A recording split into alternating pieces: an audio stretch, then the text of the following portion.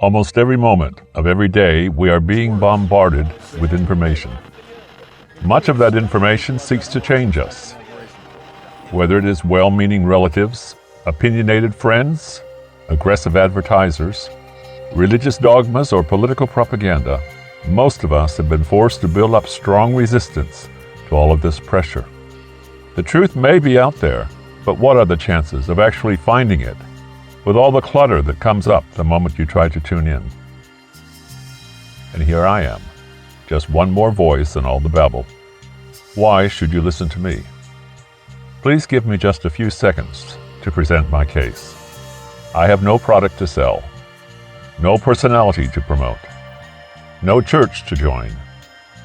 This alone suggests that what I have to say may be more than the usual religious static. In this particular video, I will not engage in the hundreds of theological nets that we can so easily be tricked into defending. I am here for one reason alone, and that is to defend and promote the teachings of Jesus, the Christ, the only begotten Son of God.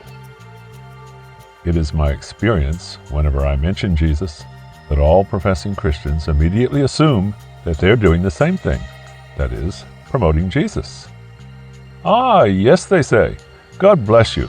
Save your sermon for someone else because I've already heard it. After all, I'm a Christian too. Like me, they can see flaws in just about everyone else, but not in themselves. They personally are convinced that God is on their side, that they are an exception, if not the exception. Obviously, it's possible that you are the exception. But let us reserve judgment on that for a minute or two. I'm here to tell you that the whole world, and that almost certainly includes you as well, has either never met Jesus or has met him and rejected him. And I will give you evidence of the authenticity of this claim. You won't like it, but you will not be able to refute it. Jesus compared himself and his teachings to a cornerstone or a solid rock being used as a foundation for a building. He predicted that all of the religious builders would reject the cornerstone or replace the solid rock with the shifting sands of tradition. Like the Pharisees who had Jesus executed, all of those religious activists would talk about prayer, praise, helping the poor, fasting, sexual morality, Bible prophecy, miracles, casting out demons, just about anything you can identify with modern-day Christianity.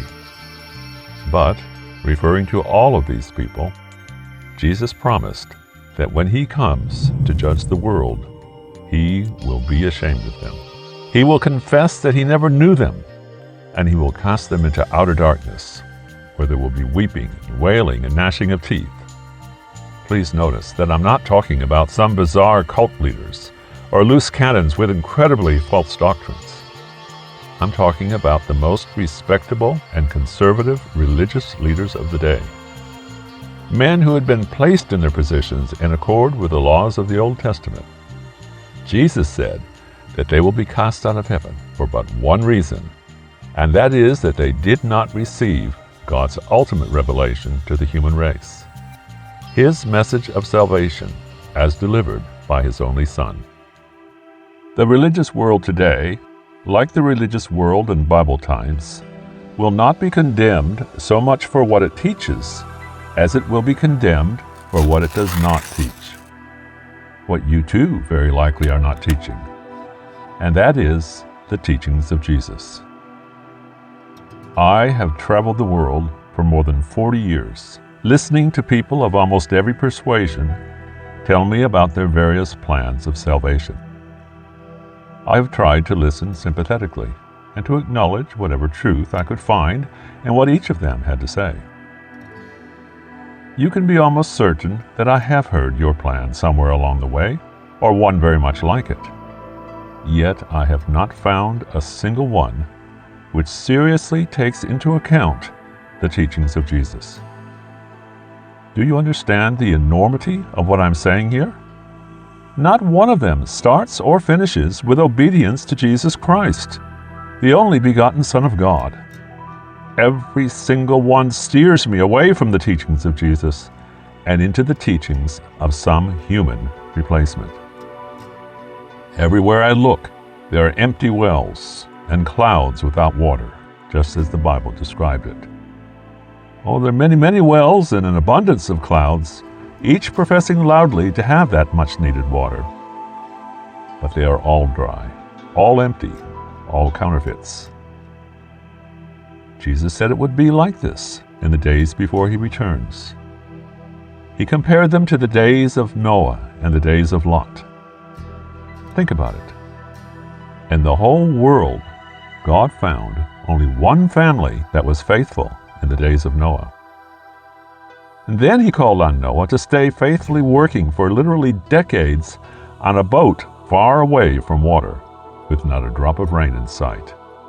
It was a huge ask, but Noah obeyed.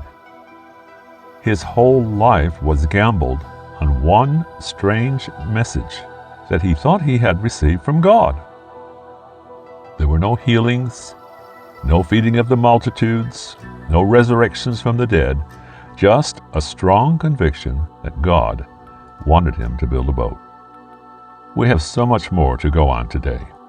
We have written records of much that Jesus did and said. All of human history, even in this godless and decadent age, is measured from the time when Jesus was born. But what have we done with his teachings? No, don't tell me about your so-called Christian faith if it does not line up with what Jesus taught. In the days of Lot, Abraham was convinced there must be hundreds of faithful believers in the cities of Sodom and Gomorrah. Why do you suppose he thought that? Surely it was because the cities were full of people who were respectable. They must have been at least superficially religious. We hear much today about the abominable sinners that were in Sodom and Gomorrah. But Jesus said nothing about religious or sexual abominations in Sodom and Gomorrah. Instead, he spoke about the great masses of those two cities, the ones who married and raised families, the ones who planted crops and built houses, the ones who flooded the shopping malls every day of the week, buying and selling. They were all destroyed with fire and brimstone from heaven, because they were all counterfeits. For all their religious talk, they did not really care about what God was saying. We are living in those times today. Everywhere we look, there are religious counterfeits. Some of them start out sounding so pious, so convincing, so spiritual and emotional. But in the end, they leave us high and dry, without real answers to the needs of our souls. It is precisely because the genuine article has not yet been offered that there is such a proliferation of religious denominations in the world today.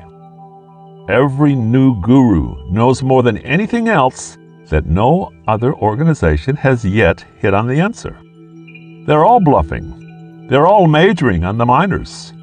The world is still stumbling along in the dark, both inside and outside of the religious institutions. So each new kid on the block comes up with some new yet relatively trivial point of doctrine with which to assure the world that they can find what they failed to find in all the other formulas just by turning to the new one. I don't have a new formula. All I have is the old one. The one that you and all the others have pushed aside for so long. The one that has been left out of every church and every plan of salvation. The missing cornerstone. Friends, the Creator of the universe sent His only begotten Son, Jesus, to this planet to give us the answers. I'm pretty sure you've heard that much, or something pretty close to it before, but it always stops there. Everything that has been offered as an answer to your problems has been little more than a fresh coat of paint over the same untreated rust that eats away at your soul and at the souls of everyone else on the planet. Until we, you, they, can recognize this, we are never going to look for, much less find, the real thing. In this series of tapes, I'm going to look at the answers that Jesus has given us. And you are going to see how they resoundingly expose all of the other plans of salvation as worse than counterfeits. Many, if not most of them, are outright contradictions, teaching exactly the opposite of what Jesus taught. All I ask you to do is to hear what I have to say, constantly asking yourself this question: is he saying something that supports what Jesus taught? Or is he saying something that contradicts what Jesus taught? And while you're at it, every time that you find yourself reacting to what I say, ask yourself, as honestly as you possibly can, am I reacting because of my loyalty to what Jesus taught? Or am I reacting because I have a problem with what Jesus taught? You may be surprised by your own answers. Thanks for listening. If you appreciated the message here, then please subscribe to this channel and set it up to receive notifications when new videos are released.